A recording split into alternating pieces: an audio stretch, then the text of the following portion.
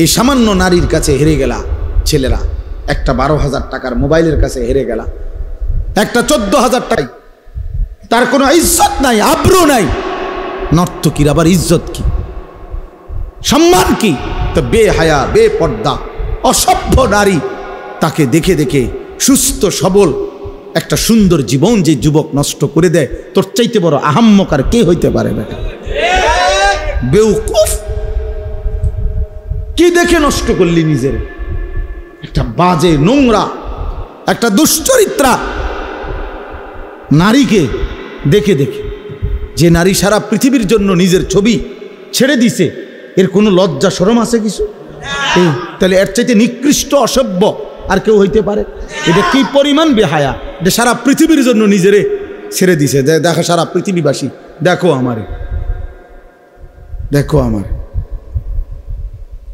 পৃথিবীতে কোনো যুগেই, কোনো কালেই অসভ্যতা, বেহায়াপনা, অশ্লীলতা কোনো কালেই কারো কাছে, কোনো ধর্মাবলম্বীদের কাছেই পছন্দনীয় না, পছন্দনীয় না। আফসোসের বিষয়। এই জন্য বাপ আমার, বন্ধু আমার, আমরা প্রত্যেকেই মনের চাহিদার বিরোধিতা করে আল্লাহর কোরআন এবং রসুলের সুন্নাহ মতো চললে আমাদের আখিরাত নিশ্চিত। ইসলাহি মাহফিলের মূল ফিকির এটা, মনের চাহিদার বিরুদ্ধাচরণ। আমরা কিতাবের মধ্যে পড়ছি, মানুষের মনের চাহিদা দুধ খাওয়া বাচ্চার মতো, বুঝুন, যে বাচ্চা দুধ খায় ওর মতো এই মনের চাহিদা মানুষ। মানে কি? মানে হইল, উনি আছে সুন্দর ব্যাখ্যা, যেই বাচ্চা দুধ খায় এই বাচ্চার নিয়ম হইল 2 বছর পূর্ণ হইলে মারা বহুত জোর কইরা দুধ ছাড়ায়। বুঝেন নাই?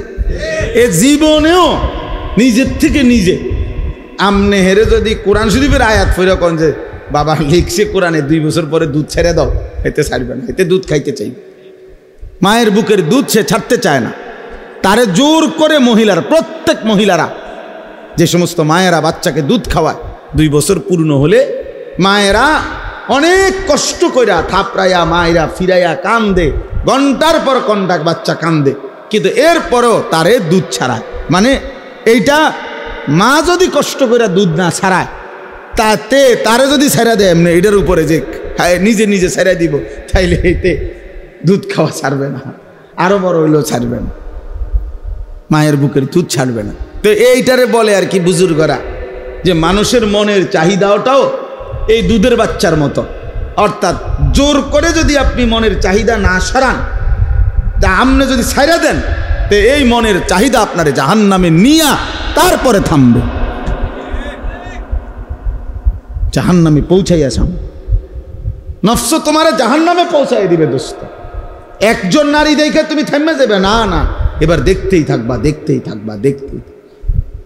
এজন্য নেশাখোর, মদখোর যারা, গোটা সাগর যদি মদ বানায়া দেয় হারামখোরের, এরপরও তৃপ্তি হয় না। দেখেন কি, যারা মদখোর, নেশাখোর, গাঁজাখোর, ফুট্টাখোর, বাবাখোর, ডাইলখোর, হারামখোর, এগুলো লানত তার উপরে। আল্লাহ রসুল বলছে মুদমিনু খামরিন, যে নেশাখোর তার জন্য জান্নাত হারাম, হারাম, তার জন্য জান্নাত হারাম। নবীজি বলছে শবে বরাতের রাতে, যে রাতে আল্লাহ তাআলা কোটি কোটি বান্দাকে মাফ করে দেয়, সেই পবিত্র বরকতময় রাতেও এই নেশাখোরকে আল্লাহ মাফ করে দেয়, মাফ করে। এর জন্য যুবক, 1 ফোঁটা নেশার সাথে যদি কারো সম্পর্ক থাকে, রহম করো নিজের উপরে, ছেড়ে দাও। বলে 1-2 ফোঁটায় কিচ্ছু হবে না, না, খোদার কসম 1 ফোঁটাও হারাম। কুল্লু মা আসকারা ফাকালিলুহু ওয়া কাসীরুহু হারাম। নবীজি সাল্লাল্লাহু আলাইহি সাল্লামের হাদিস, যা নেশা তৈরি করে তা সামান্যও হারাম, বেশিও হারাম। পেশাবের 1 ফোঁটা খেয়ে দেখো, পায়খানার 1 ফোঁটা, এক সামান্য পায়খানা খেয়ে দাও, সামান্যই তো এটা।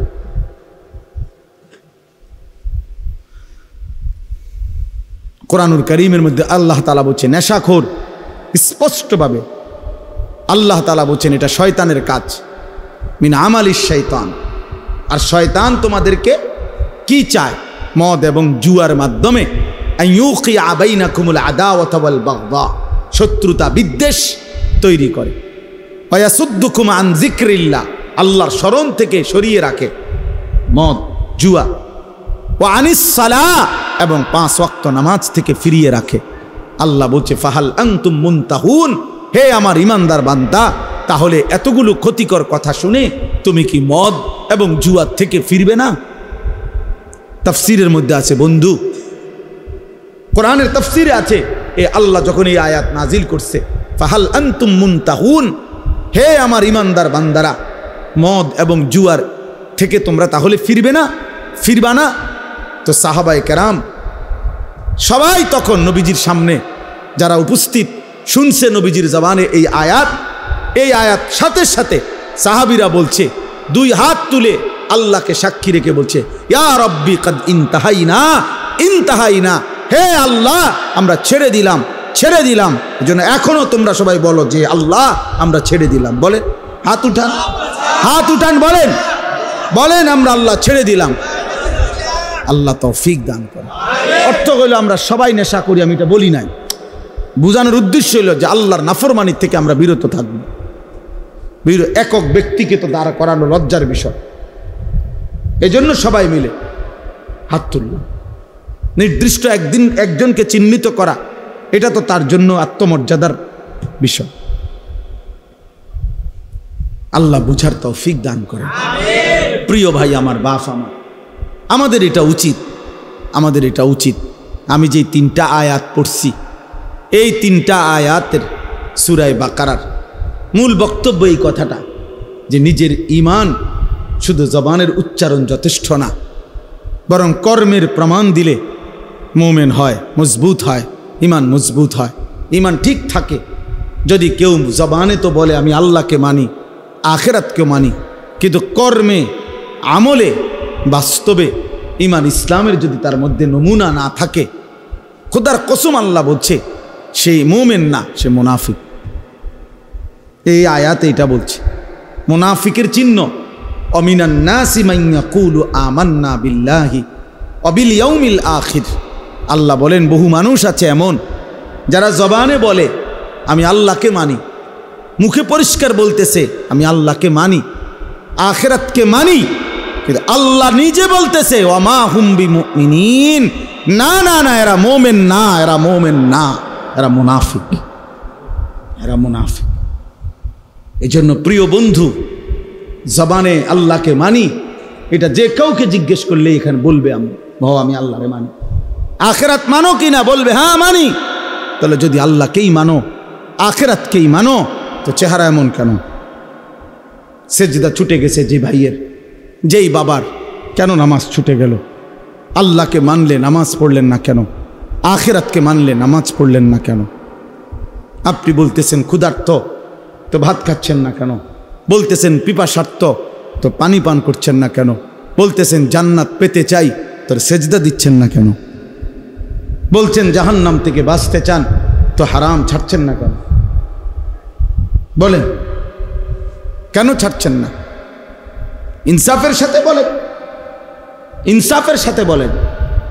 প্রিয় ভাই, নিজের উপরে দয়া করো।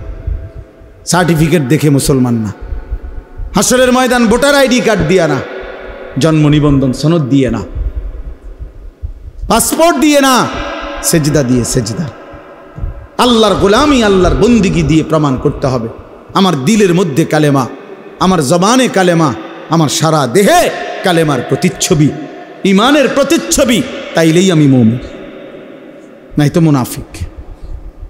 নাই তো কি বলেন না? নয় তো কি? এই যে শুনলেন আল্লাহ বললেন ওমা হুম, হে কয় আমি আল্লাহরে মানি, আল্লাহ কয় না। হে কয় আমি আখিরাত মানি, আল্লাহ কয় না, তুমি মুমিন না।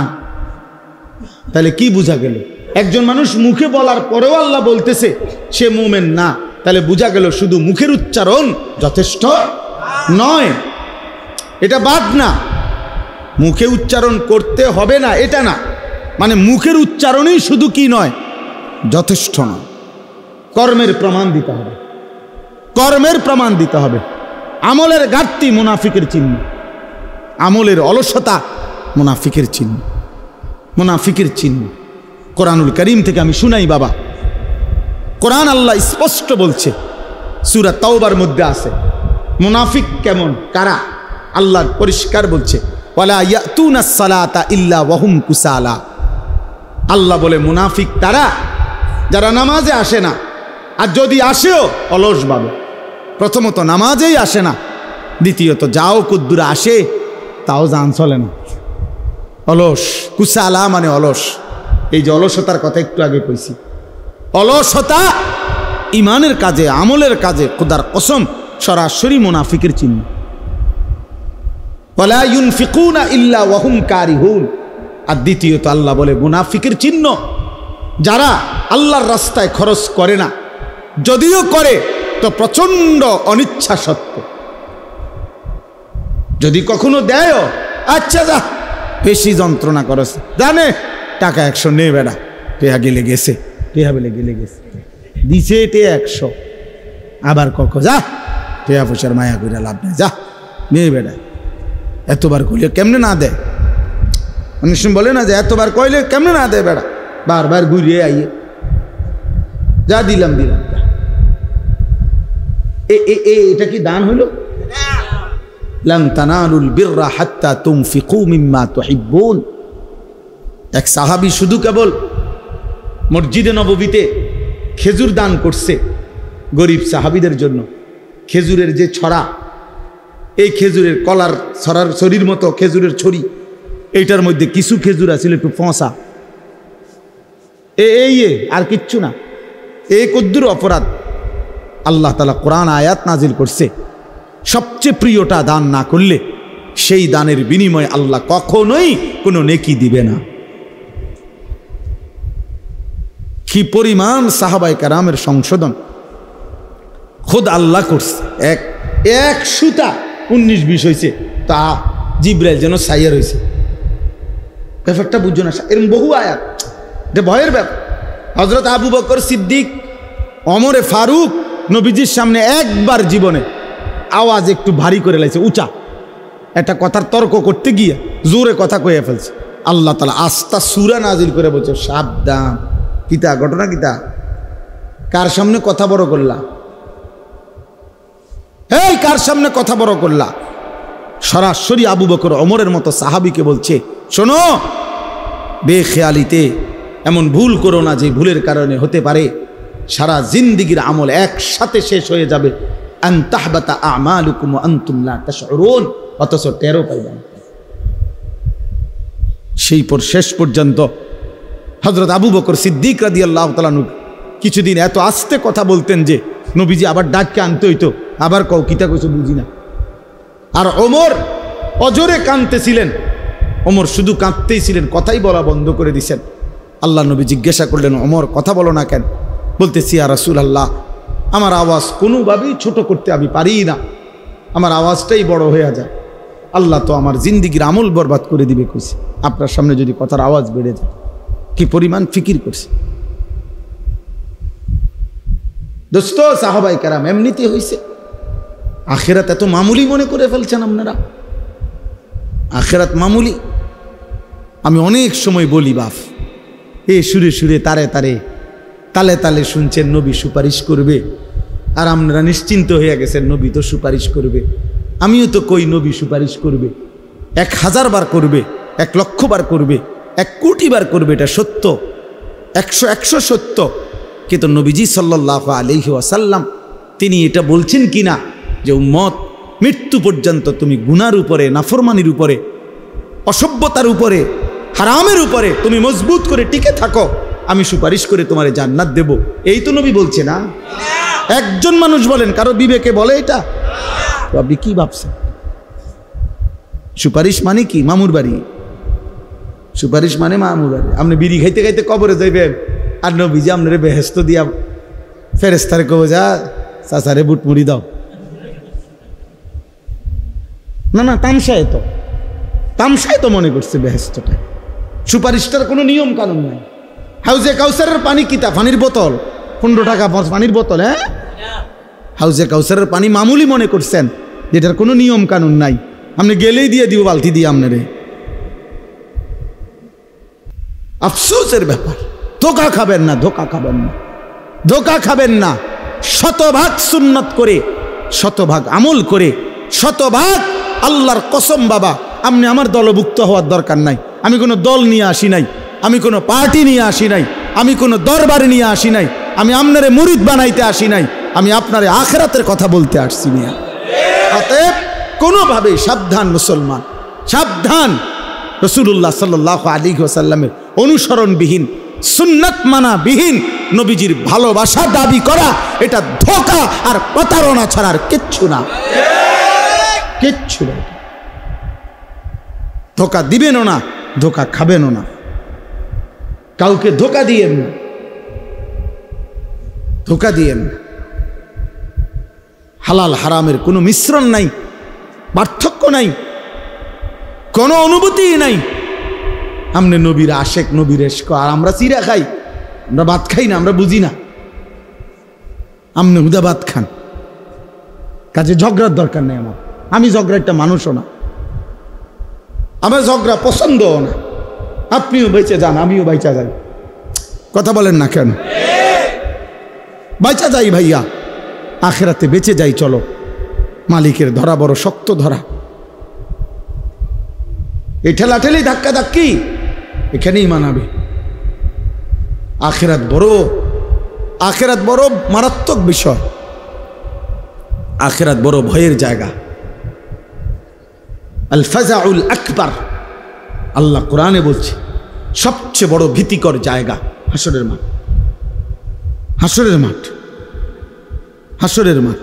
১৬ লক্ষ আম্বিয়া দিন রাত কেঁদেছেন হাসরের মাঠের ভয়ে।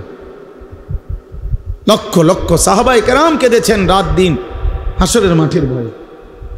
সারা পৃথিবীর সমস্ত আউলিয়ায়ে কেরাম দিনে রাতে চোখের পানি ফেলে কাঁদছেন। কি কারণে? যে নামাজ ফিরে ভুল করছে এই কারণে কান্দে নাকি?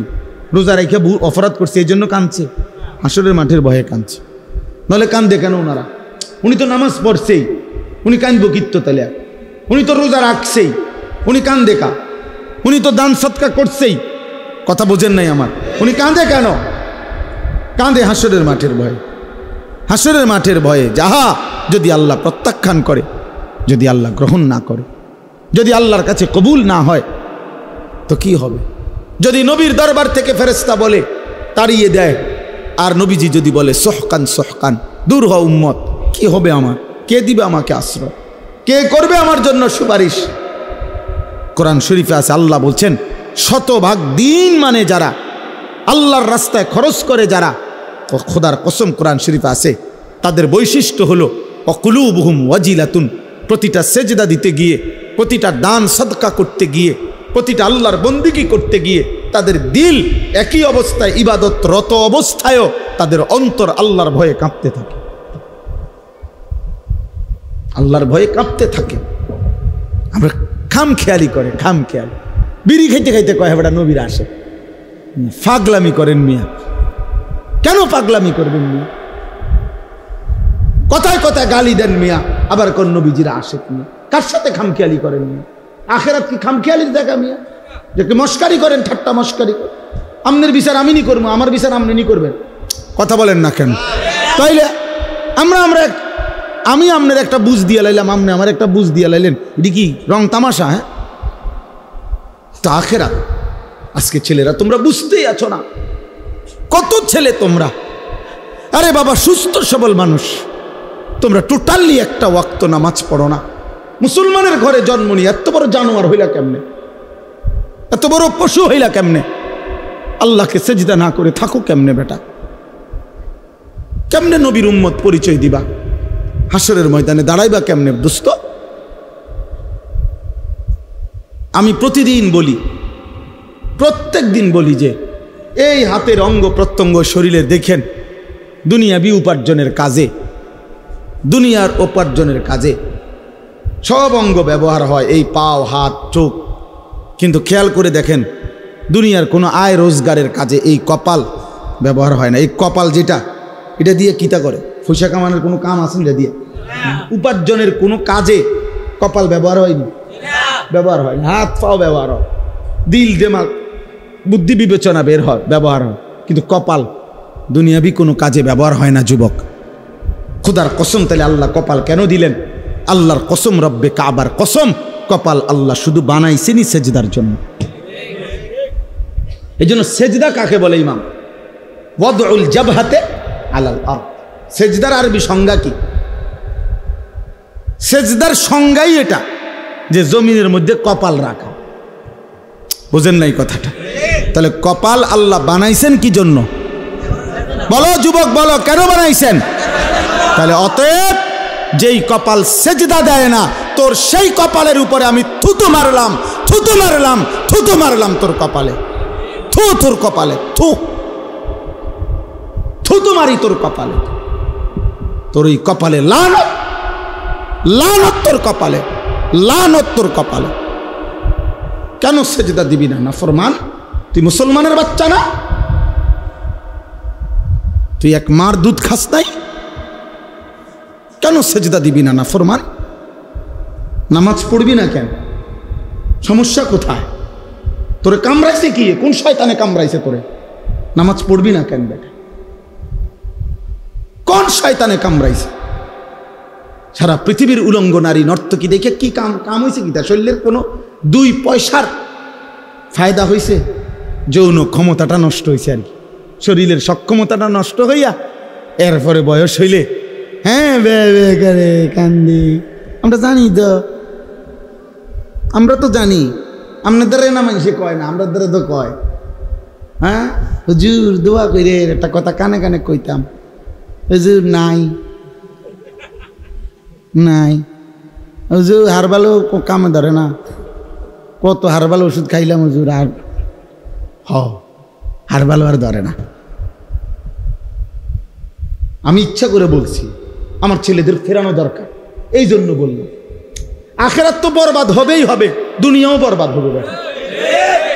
হালাল পবিত্র স্ত্রী যখন মিলবে আল্লাহর পক্ষ থেকে, সেদিন আর যৌবনের সক্ষমতা উধাও হয়ে যাবে চরিত্রের এই অধপতনের কারণে।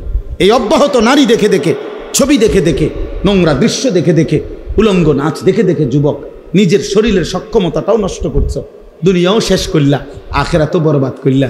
এই যে বে বে দ্বারা আর কিছু যুক্ত না বে বে। এই যে দেন না, এই জন্য হারবাল কোম্পানি পোস্টার লাগায় 30টা এক লগে, জেন দিয়ে লাগায় 30টা লাগায়, মনোজন মহামারী লাগছে। হ্যাঁ মনোজন একটা করোনা লাগছে এটার ভিতরে, তাহলে এতটি লাগায় একসাথে 30টা করে লাগায়, আজকে সিরিয়াল এলে কালকে আবার লাগায়। বা জানে অসল পোলা পাইন আছে লাগবে খা। হ্যাঁ হ্যাঁ হ্যাঁ হ্যাঁ, লজ্জা থাকা উচিত, হায়া থাকা উচিত বেটা। আল্লাহকে সেজদা করো, হালাল একজন পবিত্র স্ত্রীর অপেক্ষা করো। যে চাহিদা আল্লাহ দিছেন সেই চাহিদা পূরণের শতভাগ ব্যবস্থা আল্লাহ রাখছেন। যিনি ক্ষুধা দিছেন তিনি খাবারের ব্যবস্থা করছেন, যিনি তৃষ্ণা দিয়েছেন তিনি পানির ব্যবস্থা করেছেন। অতএব যৌবনের চাহিদা যিনি দিয়েছেন আল্লাহর কসম তিনি হালাল পবিত্র স্ত্রী তিনি ব্যবস্থা রেখেছেন। আজকে আফসোসের বিষয়, বাংলাদেশের জমিনে, যেই জমিনের মধ্যে ফ্যাসিস্ট নাই, জালেম পলাইছে, জালেমের অনুসারীরাও যারা পলাইছে, এরপরেও এই স্বাধীন সার্বভৌম বাংলাদেশে 24 পরবর্তী বাংলাদেশে, 5ই আগস্ট পরবর্তী বাংলাদেশে আফসোসের বিষয়, কতগুলো মাতাল, কতগুলো মুরতাদকে নারী শিক্ষা, নারী সংস্কার কমিশন হিসাবে দায়িত্ব দিছিল নারীর অধিকার ঠিক করে দেওয়ার জন্য। তাদেরকে তারা কমিশন রিপোর্ট দিছে গত কয়েকদিন আগে, নারীর অধিকার, যে নারী যারা বেশ্যা, নারী যারা পতিতা, তাদেরকে এই সমাজে রাষ্ট্রীয়ভাবে শ্রমিক হিসাবে স্বীকৃতি দিতে হবে। এই প্রস্তাব দিছে, প্রস্তাব পেশ করছে। এটা প্রস্তাব, যৌনকর্মীকে শ্রমিক হিসাবে, ওয়ার্কার হিসাবে স্বীকৃতি দিতে। আশ্চর্য, এটা বাংলাদেশে আশ্চর্য। এই সময় কেমনে সম্ভব হইল? এই মুরতাদ, এই মহিলাগুলো, এগুলো কিভাবে পারলো, এই কলমে উঠলো কিভাবে কথা? পৃথিবীর কোনো মানুষ, একেবারে পৃথিবীতে কোনো মানুষ, যেখানে কোনো বিধর্মী, কোনো কাফেরের সমাজেও এমন অভদ্র কথা হইতে পারে না। পৃথিবীতে বেশ্যাবৃত্তি, পতিতাবৃত্তি পৃথিবীর কোনো সমাজে এটাকে সমাজের অংশ কেন বলা হবে? এদেরকে সমাজের, ওরা বলতেছে এটা সমাজের অংশ, এরা সমাজের অংশ। এদের অধিকার কি দরকার? তো এদের অধিকার ইসলাম বলছে এদেরকে গুনাহ থেকে ফিরায় আনা। আল্লাহ রসুল সাল্লাল্লাহু আলাইহি সাল্লামের হাদিসে আছে, নবীজি একবার হাদিসে বলছে, আশ্চর্য একটা বাক্য নবীজি একদিন বলছে, সাহাবীরা অবাক হয়ে গেছে। নবীজি বলছে উনসুর আখাকা জালিমান আও মাজলুমান। এই হাদিসটা যখন নবীজি বলছে সাহাবীরা অবাক হয়ে গেছে। মানে অর্থ হইল নবীজি বলছে তোমার ভাইকে, ইমানদার ভাইকে তুমি সাহায্য করো, যদি সে জালেম হয় তবুও, যদি সে মজলুম হয় তবুও। বুঝেন নাই? তো সাহাবীরা অবাক হয়ে প্রশ্ন করলো, ইয়া রাসূলুল্লাহ, মজলুম তারে সাহায্য করা এটা তো যুক্তি আছে, কিন্তু যে জালেম তারে সাহায্য করব কেন? কথা বোঝেন নাই? হেরে সাহায্য করা মানে কি? আল্লাহর কসম নবীজি বলছেন জালেমকে সাহায্য করা, এ কথার অর্থ হলো তাকে জুলুম থেকে ফিরাইবার চেষ্টা করা, এটাই তাকে সাহায্য করে। তাহলে কোনো অসৎ চরিত্রের নারীকে তার এই গুনাহ থেকে ফিরাইবার চেষ্টা করা, এইটা না তার সবচেয়ে বড় কি অনুগ্রহ? তাকে বুঝি তার এই যৌন পেশার উপরে তারে স্বীকৃতি দিয়া ওয়ার্কার, শ্রমিক হিসাবে তার ভাতা বেতন সব বুঝি ঠিকঠাক করিয়া তারে এই কাজে উৎসাহিত করা, এটা নিয়ে তার উপরে দয়া। এই মুরতাদরা এটা লিখছে সরাসরি কোরআনের বিরুদ্ধে। আল্লাহ তাআলা যেখানে বলছে ওয়ালা তাকরাবুজ জিনা, জেনা ব্যভিচারের কাছেও যেও না, ওরা বলতেছে ওদেরকে স্বীকৃতি দিতে হবে। এটা বাংলাদেশে কিভাবে সম্ভব? এরপরে আপনার নারী পুরুষের সম্পত্তি, ইসলামী শরীয়তে যেই উত্তরাধিকার আইন ওয়ারাসাত, এই নারী পুরুষের সম্পত্তির ক্ষেত্রে এদের প্রস্তাব হইল যে ধর্ম নারী পুরুষের এই সম্পত্তির মধ্যে যেই বন্টন করেছে এটা নারী পুরুষের চূড়ান্ত বৈষম্য। মানে মহিলা 1 ভাগ, পুরুষ 2 ভাগ, ভাই 2 ভাগ, এটা বৈষম্য। এই বৈষম্য দূর করা, অবশ্যই দূর করা উচিত, নাহলে নারীর অধিকার প্রতিষ্ঠিত হবে না। সরাসরি আল্লাহর কোরআনের বিরোধিতা। আল্লাহ যেখানে পরিষ্কার বলছেন লিযযাকারি মিসলু হাযিল উনসায়াইন, এটা কোরআনের আয়াত মিয়া।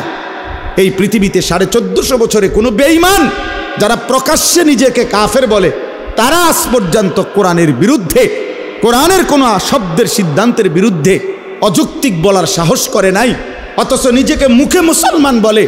এত বড় মুনাফিক, এত বড় মুরতাদ। কতগুলো নারী, এগুলো নারী কিনা পুরুষ কিনা এটা নিয়েও সন্দেহ আছে। এই সমস্ত এরা আপনার পরিষ্কার নারী অধিকারের নামে নতুন করে এই কমিশন জমা দিছে সংস্কার। আমরা ঘৃণা ভরে এই কমিশনের এই সংস্কার প্রস্তাবনা প্রত্যাখ্যান করছি। আপনারা ভুলবেন না, যুবক ভুল না, এরা বনে নাই, এরা ভুলে গেছে মাত্র 8 মাসে, এরা গত 8 মাসের আগের রক্ত ভুলে গেছে। এরা জানে না এদেশের কিশোর নওজোয়ান ফ্যাসিস্ট এবং জালেমকে পলায়ন করতে ভাগাইবার ক্ষেত্রে যদি রক্ত দিতে পারে কালেমার জন্য, কোরআনের জন্য, তার চাইতে আগে রক্ত দেবে ইনশাআল্লাহ। কোনো সন্দেহ নাই, ইনশাআল্লাহ কোনো সন্দেহ নাই, কোনো সন্দেহ নাই। প্রয়োজনে আবার বাবার বুক খালি হবে, আবার স্বামী স্ত্রী আবার বিধবা হবে, কিন্তু কোরআন সুন্নাহ বিরোধী কোনো আইন বাংলাদেশের জমিনে বাস্তবায়ন হতে দেওয়া হবে না ইনশাআল্লাহ।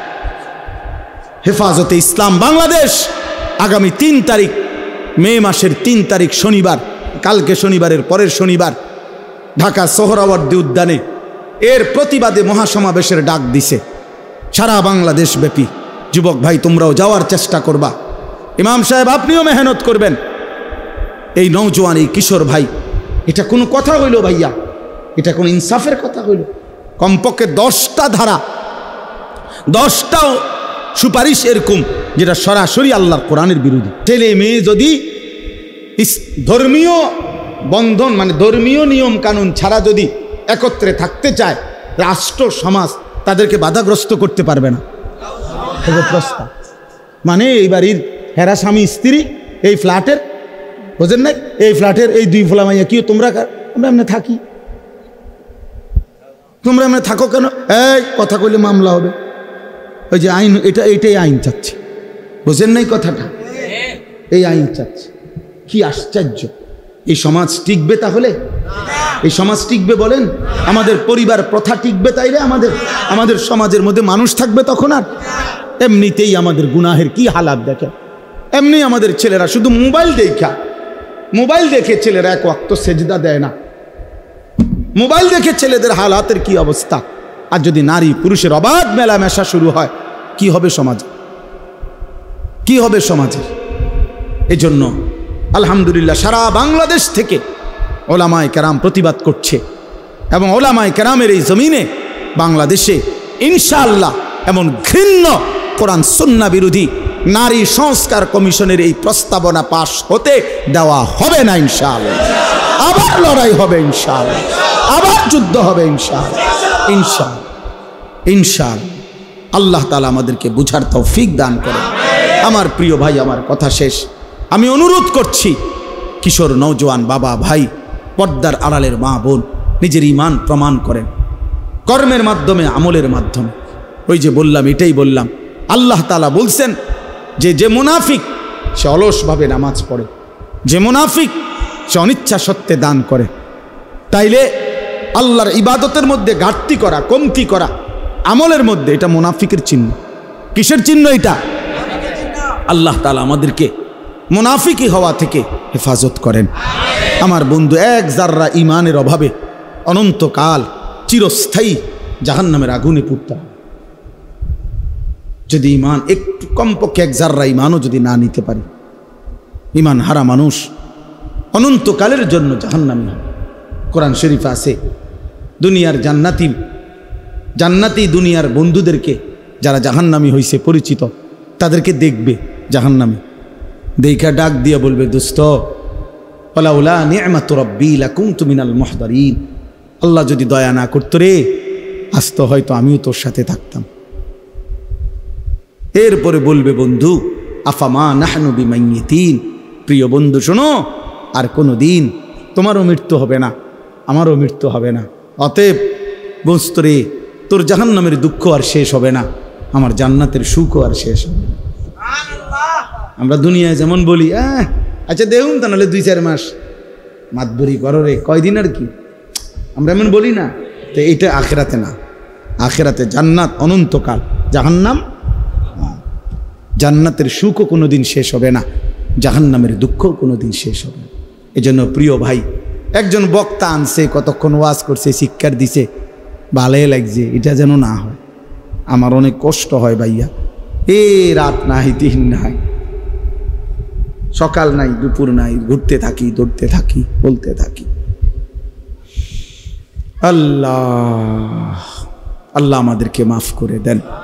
আমরা সবাই ইনশাআল্লাহ, কিশোর যুবক ভাই, আগামী দিনে ইসলামের জন্য অনেক বড় কোরবানি দিতে হবে, জানো না ভাইয়া? ফিলিস্তিন ইসরায়েলের এই যুদ্ধ, গাজার মুসলমানের এই রক্ত, 9 বছরের এক বাচ্চা, তোমার পত্রিকায় ছবি দিছে, 9 বছরের একটা ছেলে ফিলিস্তিনি, সে পৃথিবীবাসীর কাছে জানতে চাইছে, তার 2টা হাত উড়ে গেছে বোমার আঘাতে। সে জানতে চাইছে, পৃথিবীবাসী বলো, আমার বয়স মাত্র 9 বছর, 9 বছরে আমি আমার 2 হাত হারাইলাম, আমার আগামী জিন্দিগি আমি বাঁচবো কেমনে, চলবো কেমন? এইভাবে আহাজারি করতেছে মজলুম। প্রিয় ভাই, তোমার ছোট ভাই যদি এটা বলে যে ভাই আমার 2টা হাত উড়ে গেছে, আমি এখন চলবো কিভাবে, তখন তোমার দায়িত্ব হলো তুমি তোমার ছোট ভাইকে বলবা, ভাইয়া, ছোট ভাই সরো, আমার মোবাইল টিফার, আমি নারী দেখবো, ছবি দেখবো, আমি উলঙ্গ নাচই দেখবো, আমি আল্লাহকে কোনো সেজদা দেব না। এটাই তো ইনসাফ, ঠিক না? তো দেখো, ঠিক আছে ভাই, যারা নামাজ পড়ো না, যারা সেজদা দাও না, তোমার মুসলমান মায়ের এই করুণ পরিণতি, বোনের, ভাইয়ের, বাবার, ওয়াল মুস্তাদাফিনা মিনার রিজালি ওয়ান নিসাই ওয়াল বিলদান আল্লাযীনা ইয়াকুলুনা রাব্বানা আখরিজনা মিন হাযিহিল ক্বরিয়াতিজ যালিমি আহলুহা। দুর্বল, অসহায় নারী, শিশু, বৃদ্ধ চিৎকার করছে আর বলছে, আল্লাহ জালেমের জমিন থেকে আমাদেরকে বের করে নেন। এমন কঠিন মুহূর্তেও যাদের কপালে একটা সেজদা দিতে মন চায় না। আহারে যুবক, আমার বড় আফসোস হয় তোর জীবনে, কেমনে পারলি? এত মুসলমানের উপরে এত বড় জুলুম অত্যাচারের পরেও যে যুবক মোবাইলে নারী ছবি দেখতে আসে, কিটা আসলে তার কলজাটা কি? তার আসলে কলজাই নাই, পাথর সে, ওই মানুষের কোনো কাতারে পড়ে না। আল্লাহ আমাদেরকে বুঝ দান করেন। অতএব আমাদের প্রতিবেশী জম্মু কাশ্মীরের মধ্যে একজন হিন্দু মারা গেছে সন্ত্রাসীদের আঘাতে, সেইটার সুষ্ঠু তদন্ত করবে, সেইটা বাদ দিয়া ভারত পাকিস্তানের সাথে সরাসরি যুদ্ধের ঘোষণা দিয়ে দিছে। যুদ্ধের প্রস্তুতি দমাদম চলছে, মানে শুধু লাইগা যায় অবস্থা। ভারতে ওয়াকফ বিল পাশ করে সংসদে, ভারত তো প্রায় কমপক্ষে 200 কিলোমিটার, ঠিক না? বুঝিনি ভারত কত বড়, বিশাল ব্যাপার, বিশাল বড় ভারত। এই ভারতের যত সম্পত্তি আছে, সম্পত্তির মধ্যে তৃতীয় বৃহৎ সম্পত্তি হলো মুসলমানদের ওয়াকফ সম্পত্তি। বুঝছো নি? পুরা ইন্ডিয়ার মধ্যে তৃতীয় বৃহৎ সম্পদ হলো জমি হলো মুসলমানদের ওয়াকফ সম্পত্তি। মানে ওয়াকফ বুঝেন না? মসজিদ মাদ্রাসায় যে মানুষ কি করে, জমি ওয়াকফ করে না, এই ওয়াকফ। এই সমস্ত ওয়াকফ সম্পত্তি মুসলমানদের, এগুলোকে কুক্ষিগত ছিনিয়ে নেওয়ার জন্য ভারতের সংসদে পরিকল্পিতভাবে ওয়াকফ বিল পাশ করা হয়েছে। পাশ করে কৌশল করে ষড়যন্ত্র করছে। এটাকে কেন্দ্র করে প্রতিদিন সেখানে মিছিল বিক্ষোভ হচ্ছে মুসলমানদের, এবং বেঈমানরা জুলুম করছে, মসজিদ মাদ্রাসা সিলগালা করে বন্ধ করে দিচ্ছে। এই জন্য বন্ধু মনে রাখো বাপ, ও 1000 মাইল দূরের ফিলিস্তিন আজীবন মার খাবে, আর রোহিঙ্গা আজীবন নির্যাতিত হবে, কাশ্মীর আজীবন নির্যাতিত হবে, আর তুমি মৃত্যু পর্যন্ত কেবল বইয়ে বইয়ে মোবাইলে টিপবা আর নারী দেখবার ছবি দেখবা, আর আপনারা বাপে শুধু মরণ পর্যন্ত বিড়ি খাইবেন আর বন খাইবেন, এই রঙে জিন্দিগি পার করে লাইবেন। এমন নাও হইতে পারে, এই সুখ নাও থাকতে পারে, এই সুখ নাও থাকতে পারে। প্রতিবেশী সাইরেন বাজাইতেছে, গায়ে পইরা ঝগড়া করতে চাচ্ছে, গায়ে পড়ে পায়ে, আমরা দেশে কয় পায়ে ফাড়া দিয়া কি করে, কাজ্জা করে না, যে পায়ে পাড়া দিয়া কাজ্জা করতে চাইতেছে। কখন কার সাথে লেগে যায় বলা যায় না। এই জন্য দোস্ত আমার নওজোয়ান, কোনো কাফের বেঈমানের কাছে আমাদের কোনো নিরাপত্তা নাই। আমাদের নিরাপত্তা শুধু আমাদের আল্লাহর কাছে। তিনি আমাদের আপন, তিনি আমাদের সহায়, হুয়া মাওলানা, তিনি আমাদের অভিভাবক। ওয়া আলাল্লাহি ফালিয়াতাওয়াক্কালিল মুমিনুন, মুমিনের উচিত শুধুই কেবল আল্লাহর উপরে ভরসা করা। কার উপরে? আল্লাহ আমাদেরকে তৌফিক দান করেন, আল্লাহ তাআলা আমাদেরকে কবুল করেন। আজকের এই মাদ্রাসার মাহফিল আল্লাহ তাআলা ভরপুর বরকত দান করেন। আপনারা কষ্ট করছেন, মহব্বত করে শুনছেন, মাদ্রাসার এই আয়োজনে মাদ্রাসাকে ভালোবাসবেন, মাদ্রাসাকে ভালোবাসেন। মাদ্রাসা একজন মহল্লাবাসীর কাছে 3টা জিনিস চায়: দোয়া, সন্তান, সম্পদ। মুসলমানের দোয়া, মুসলমানের সন্তান, মুসলমানের দান সাদাকা। এই 3 জিনিস যে ব্যক্তি মাদ্রাসার সাথে সম্পৃক্ত রাখে, মাদ্রাসার জন্য দোয়াও করলাম, আমার কিংবা কারো সন্তান আমি পড়তে ব্যবস্থা করে দিলাম, কিছু দান সদকাও করলাম। বুজুর্গানে দিন বলে যে আশা করা যায় আমার শায়েখ আল্লামা মুফতি মুশতাকুন নবী কাসিম হুজুর তো সবসময় বলে যে আশা করা যায় ওই ব্যক্তি কিয়ামতের দিন মাদ্রাসাওয়ালাদের সাথে হাসরের ময়দানে দাঁড়াবে। এই জন্য আপনারা এই মাদ্রাসাকে ভালোবাসবেন ইনশাআল্লাহ, ইনশাআল্লাহ। এই জন্য বললাম আল্লাহর কথা দিল দিয়ে শুনলে ভালো।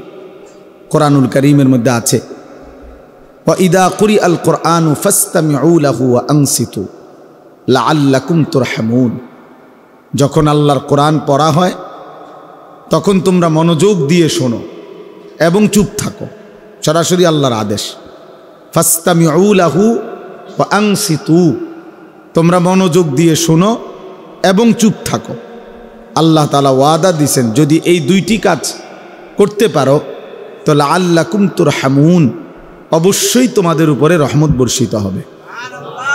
আর তাফসিরের মধ্যে আছে রহমত বর্ষিত হবে মানে হলো যে আল্লাহর কথা মনোযোগ দিয়ে শোনে, চুপ থেকে শোনে, এই রহমত তার উপরে বর্ষিত হয়, মানে আল্লাহ তাকে ওই কোরআন অনুপাতে আমল করার তৌফিক দান করে। এটাই লাআল্লাকুম তুরহামুনের অর্থ। তাহলে এই যে দেখবেন অনেক মানুষ আল্লাহর দ্বীনের কথার উপরে তার আমলের তৌফিক হয় না কেন?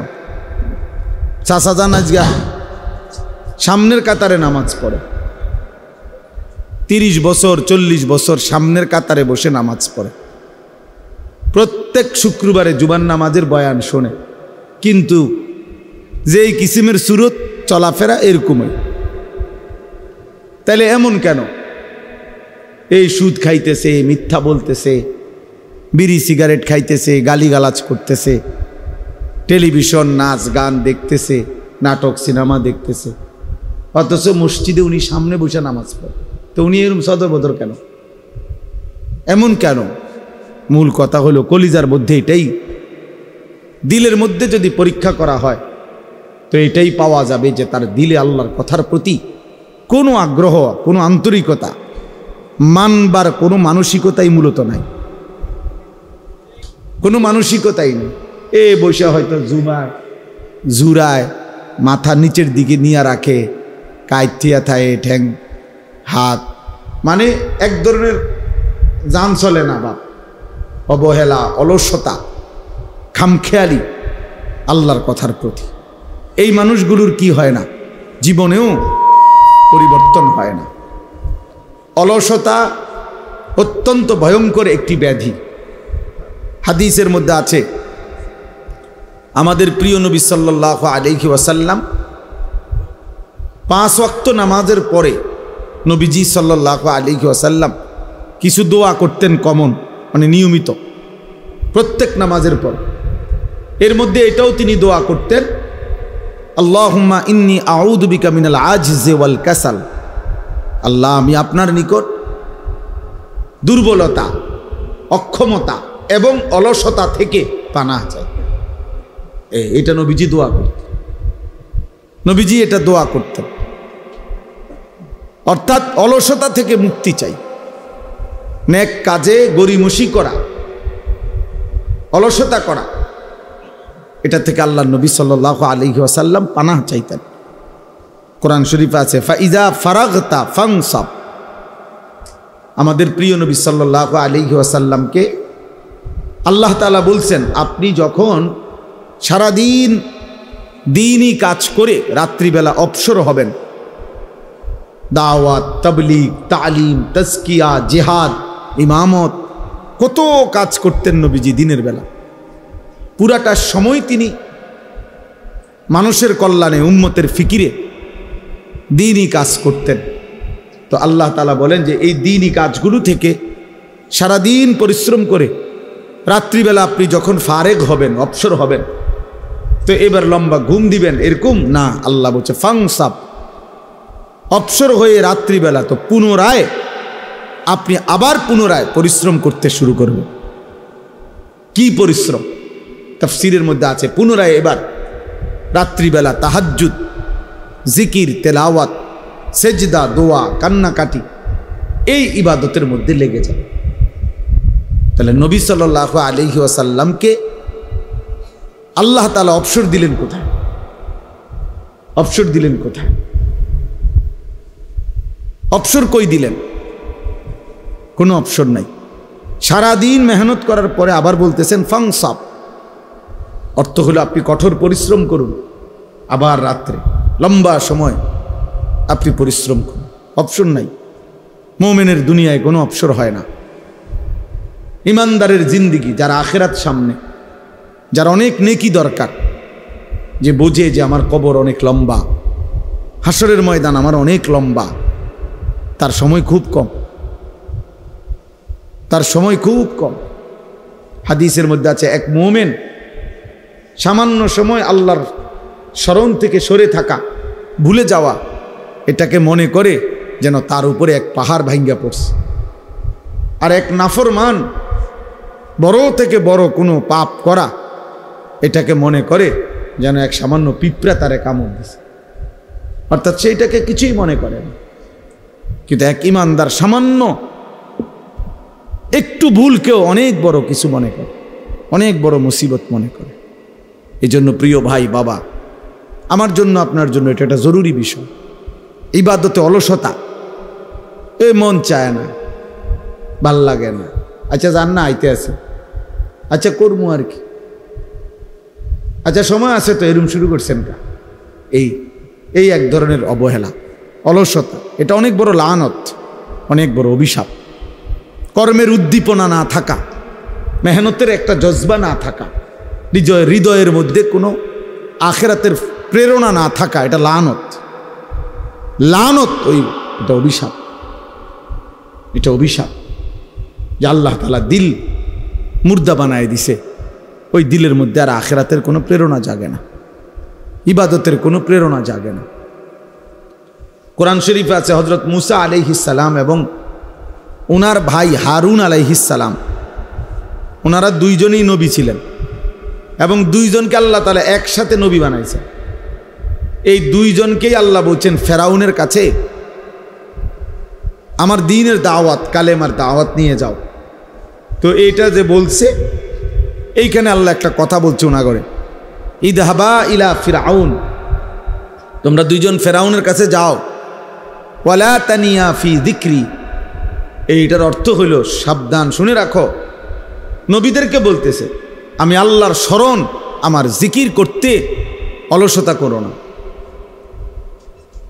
অলসতা করবা না আমার স্মরণে, আমার ইবাদত। অর্থাৎ একবার বলছি, দুইবার বলছি, 10 বার বলছি, 50 বার বলছি, শুনে না, হ্যাঁ আর হইতো না, আরে বাদ দাও তার কথা, অসিব্য, এটা হইতো না, না আল্লাহ বলছে সাবধান, এইটা বলা যাবে না, কোনো রকমের অলসতা করা যাবে না, অলসতা করা যাবে না, বরং বলতেই থাকো, বলতেই থাকো, বলতেই থাকো, আল্লাহর বান্দাকে বলতেই থাকো, বলতেই থাকো।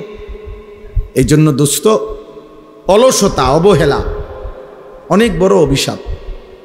কোরআনুল কারীমে আছে আল্লাহ তাআলা আমাদের নবী সাল্লাল্লাহু আলাইহি ওয়াসাল্লামকে বলছেন, নবীজিকে বলছেন সরাসরি, ওয়ালা তাকুম মিনাল গাফিলিন, প্রিয় বন্ধু আমার, আপনি গাফেলদের অন্তর্ভুক্ত হবেন না।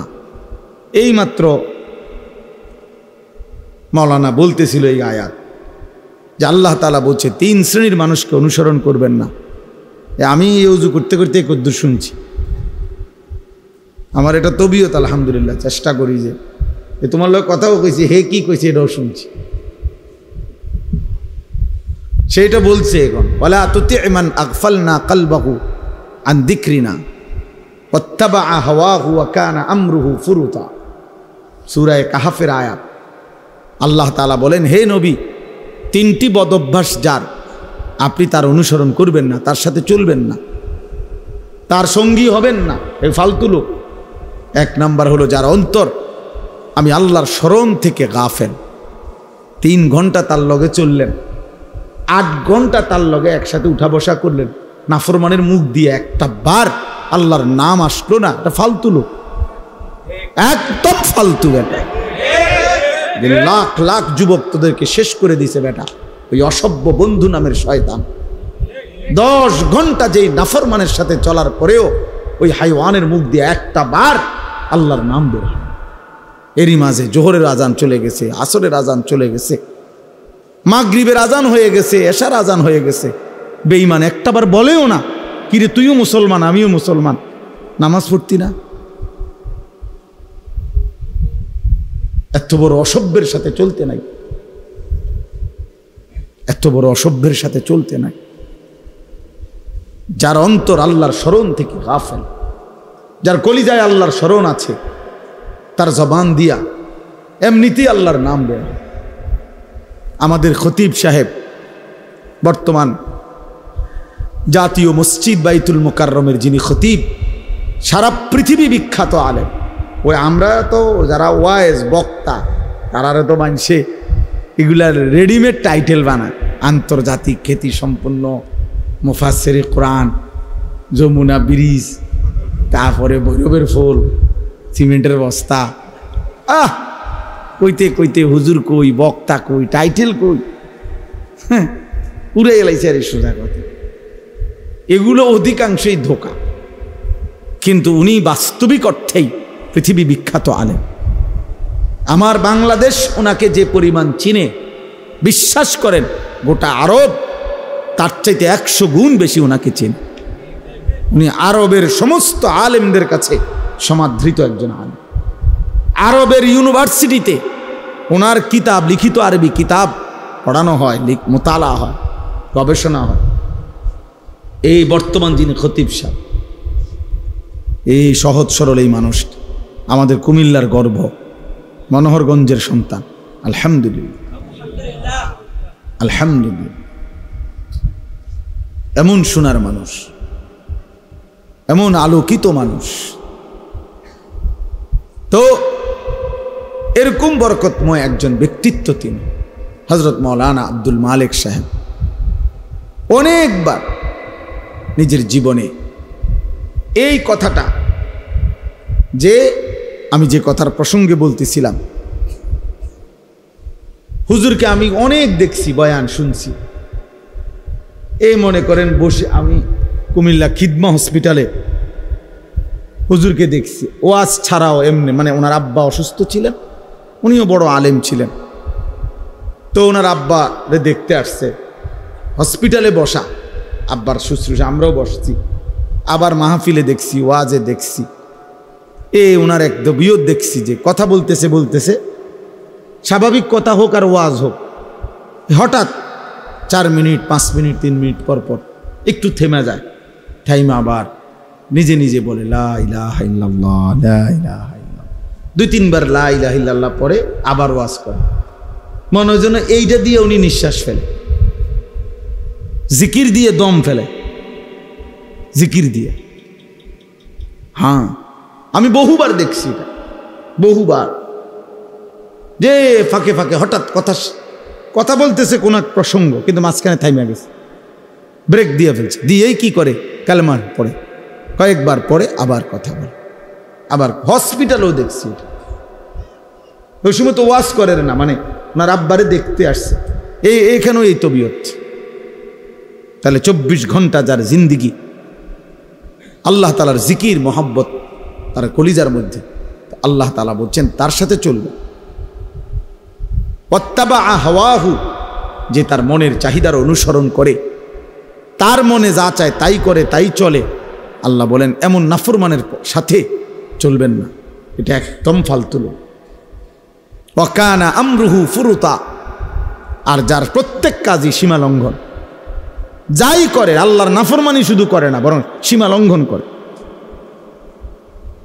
চুরি, ডাকাতি, সিনা, ব্যভিচার, মদ, জুয়া, সুদ, ঘুষ, হারামের উপরে অহংকার করে, সীমা লঙ্ঘন করে, অতিরঞ্জিত করে, কোন রকমের লজ্জা শরমের বালাই নাই, লজ্জা শরমের বালাই নাই। আমার বাপ বহু গুনাহ, বহু পাপ তো আগে এক সময় ছিল, সব সময় ছিল, কিন্তু মানুষের মধ্যে কিছুটা লজ্জিত একটা ভাব ছিল। আজ ছেলেদের অসভ্যতা, মেয়েদের বেহায়াপনা, মনে হয় না এদের কোনো মা আছে, বাবা আছে, এদের কোনো সমাজ আছে। এরা মহল্লার কাউকে কোনো পরোয়া করে, কাউকে কোনো ন্যূনতম সম্মান করে, একটু হলেও সামান্য লজ্জিত বিব্রত হয় এমনও নাই। এমন লাখ লাখ ছেলে পেলের চলাফেরা দেখলে বুঝাই যায় তার কোনো মা নাই, বাপ নাই, পরিবার নাই, সমাজ নাই, তার কোনো আল্লাহ নাই, খোদা নাই, রাসূল নাই, কিচ্ছু নাই, কিচ্ছু নাই। এক জানোয়ারের জিন্দিগি লালন পালন করছে, নিজের মতো চুল, নিজের মতো চেহারা, নিজের মতো খায়, নিজের মতো ঘুমায়, যেখানে সেখানে পেশাব করতেছে। এটা কি রাস্তার কিনার, মানুষ দেখতেছে কি মনে করবে? নারী দেখতেছে, ছবি দেখতেছে, মোবাইল টিপতেছে, আড্ডা দিতেছে, রাস্তার পাশে কার মেয়ে নিয়ে গল্প করতেছে, হাসি ঠাট্টা ছবি উঠাইতেছে। এদিক দিয়ে সিএনজি যায়, গাড়ি যায়, মাইক্রো যায়, মানুষ দেখে, কিন্তু বেহায়া জানোয়ারের এক বিন্দুও লজ্জিত কোনো অনুভূতিও নাই। মানুষের কাতার থেকে বের হয়ে গেছে, ইনসানের কাতার থেকে বের হয়ে গেছে, নিজেকে পশুত্বের চাইতেও নিম্ন স্তরে নিয়ে গেছে। এজন্য দোস্ত, আমি যে কথা শুরু করছিলাম, আল্লাহর কথা মনোযোগ দিয়ে শুনতে হয়। বাবাদেরকেও বলি, জুমার নামাজের ইমাম সাহেব বয়ান করে, আপনি বইয়া বেরুন করে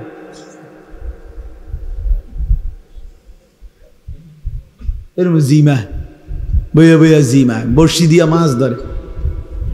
আগের দিনে যে বড়শি দিয়া মাছ ধরতো, মাছের ইটা একবার নিচের দিকে যায় আবার ওড়ে, এরকম বসে বসে মাছ ধরে। এবার এই সমস্ত গাফেল মানুষ, এদের জীবনের পরিবর্তন হয় না।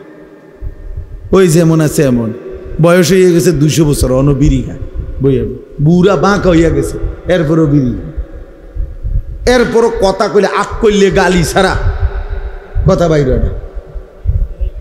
হ্যাঁ, টেলিভিশন না দেখলে রাতের ঘুম হয় না, অথচ বয়স হয়ে গেছে। হায়া হবে কখন, লজ্জা হবে কখন?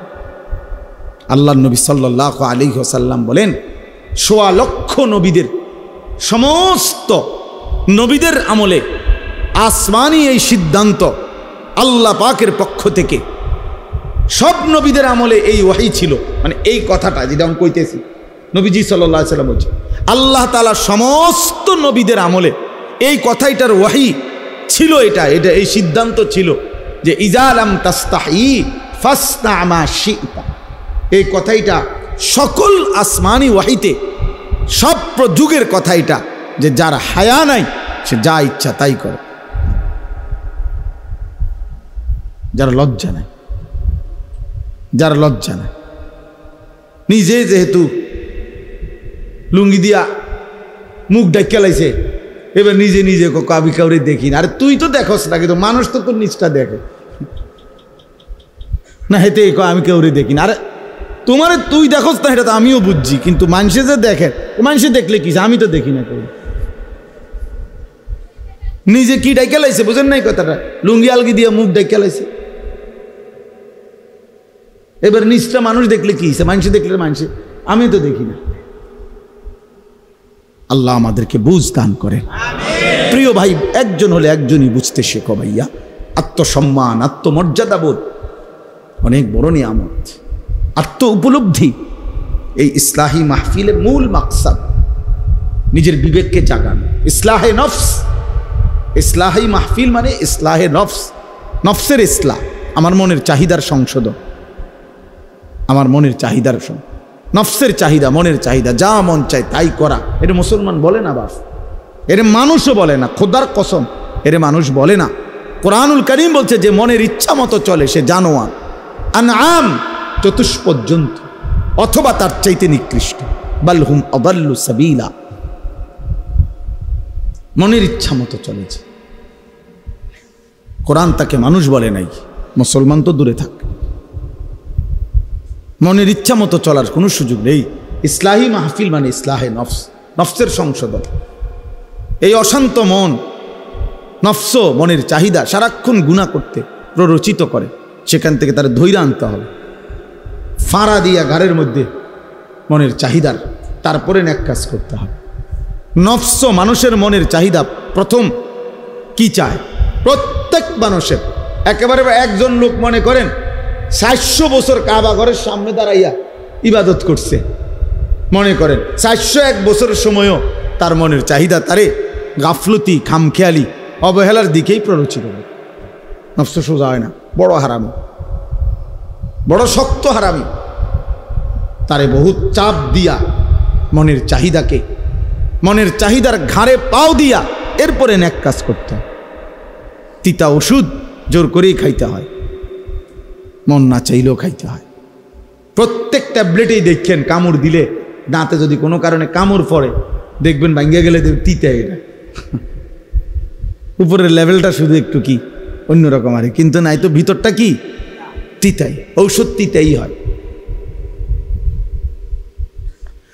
এই জন্য মনের চাহিদা বড় খতরনাক। মনের চাহিদা মতো চলা যাবে না বাপ। আমরা মুসলমান, মনের চাহিদা প্রথমেই মানুষকে, ইন্নান নাফসা লাআম্মারাতুম বিসসু। কোরআনে আল্লাহ বলছে প্রত্যেক মানুষের নফস, মনের চাহিদা তাকে প্রচণ্ডভাবে প্রেসার দেয়, আদেশ করে গুনাহের প্রতি, বিসসু, গুনার প্রতি। ফাআলহামাহা ফুজুরাহা ওয়া তাকওয়াহা। আল্লাহ কোরআনে বলছে নফস প্রথম কি বলে, প্রথম ফুজুর গুনাহের কথা বলে, ইলহাম করে, ইলহাম অন্তরে ঢালে মনের চাহিদা, প্রথম গুনাহ করতে পারে। এজন্য 1 ঘন্টা নারী দেখা এটা খুব সহজ, কিন্তু 1 মিনিট চোখ নিচের দিকে নামাইলে ভিতরে আটলান্টিক মহাসাগরের ঝড় ওঠে, কলিজাটা ছিঁড়া যায়, বহুত কষ্ট হয়, বহুত কষ্ট হয়। 1 মিনিট চোখ নিচের দিকে নামায় রাখা, নারীর দিকে না দেখে থাকা বহুতই কষ্ট হয়, কিন্তু 1 ঘন্টা তাকাইয়া থাকলেও কোনো অসুবিধা হয় না, কারণ গুনাহ যে, কথা বুঝেন নাই, এতে কোনো সমস্যা হয় না। গুনাহ যে, নফস তো এটাই চায়, কিন্তু চোখটা নামাইলেই তো নফসের ব্যতিক্রম, তো নফস তখন ভিতরে তোলপাড় শুরু করে, সাগরের ঢেউর মতো তোলপাড় শুরু করে।